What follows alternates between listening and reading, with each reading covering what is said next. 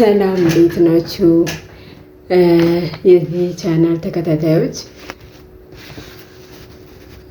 ቻናሌ አዲስ ስለሆነ ሰብስክራይብ፣ ሼር፣ ላይክ በማድረግ እንድትተባበሩኝ እጠይቃችኋለሁ። ዛሬ የማቀርብላችሁ የኮምፒውተር ፍጥነት የሚቀንስ ወይም ደግሞ የመዘግየቱ ዋና ዋና ምክንያቶች እና ምን እናድርግ የሚለውን ነው።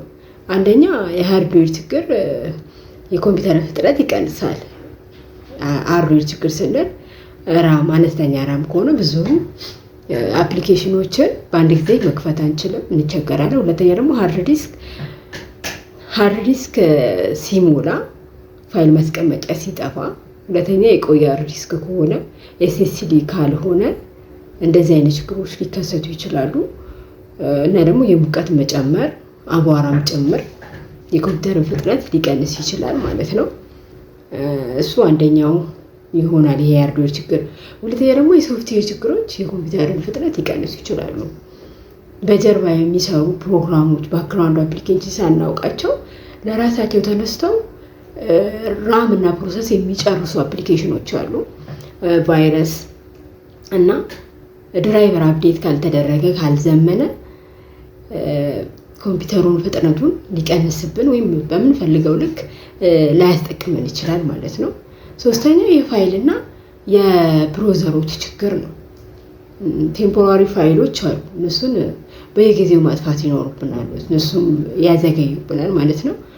ሌላው ምንድነው? አሁን ክሮም ላይ ከፍተን ታቦች በብዛት ምንከፍት ከሆነ በአንድ ጊዜ እንደዚህ ላይ ጨናንቅ ስለሚችል እየዘጋን ብንጠቀም እና ደግሞ ኮምፒውተር ሲበራ ስታርታፕ ላይ ሁሉም ብዙ አፕሊኬሽኖች አንድ ላይ ስታርታፕ ላይ ሊኖሩ ይችላሉ። ስለዚህ ስታርታፕ ላይ ገብተን ቼክ ማድረግ ይኖርብናል ማለት ነው።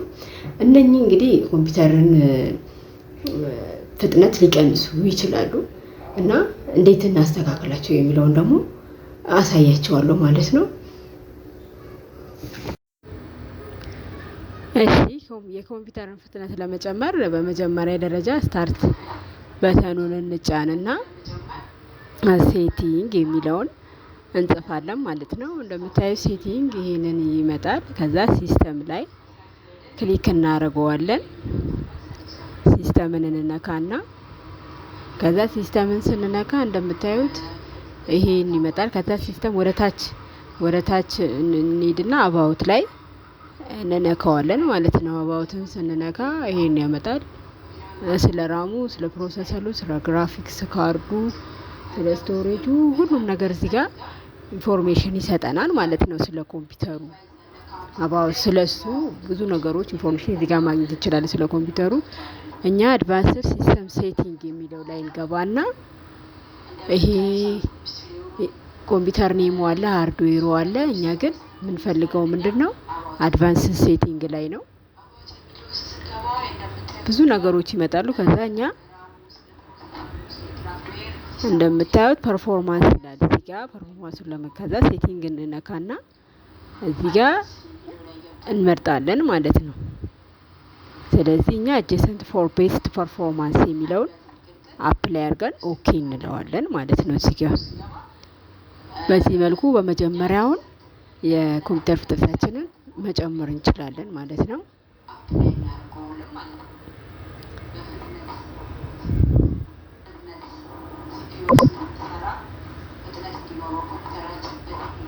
ሌላኛው ደግሞ የምናደርገው ምንድነው? ስታርታፕ ላይ ያሉ አፕሊኬሽኖችን ማጥፋት ነው። ማንፈልጋቸውን እንደምታዩት ሰርች ላይ ስታርታፕ ላይ እንጽፋለን። ከዛ እነኚህ ይመጣሉ ማለት ነው። ስለዚህ የማንፈልጋቸውን ረን እንዳያረጉብን ባክግራውንድ ላይ ስታርታፕ ላይ እዚህ ጋር እናጠፋለን ማለት ነው።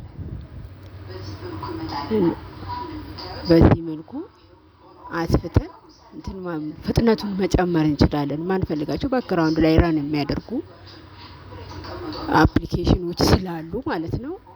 ይሄንን በዚህ መልኩ እናደርጋለን ማለት ነው።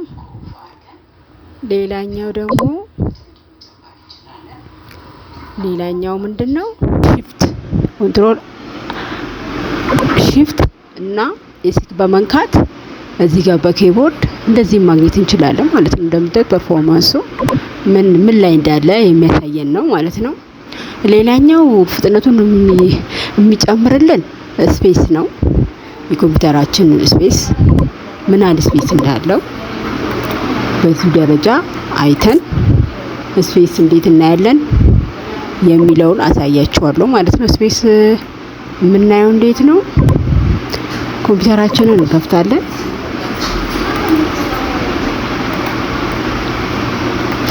ኮምፒውተራችንን ከከፈትን በኋላ እዚህ ጋር ዚስ ፒሲ ሚል ይኖራል ዴስክቶፓችን ላይ ማለት ነው። ዚስ ፒሲን እንጫንና እዚህ ጋር እንደምታዩት ሎካል ሲ ሎካል ዲ ያለ እዚህ ኦፕሬቲንግ ሲስተም የሚቀመጥበት ነው እና እሱ ከሞላ ሲስተማችን ዳውን ሊሆን ይችላል ማለት በቃ ፍጥነት ላይኖረው ይችላል።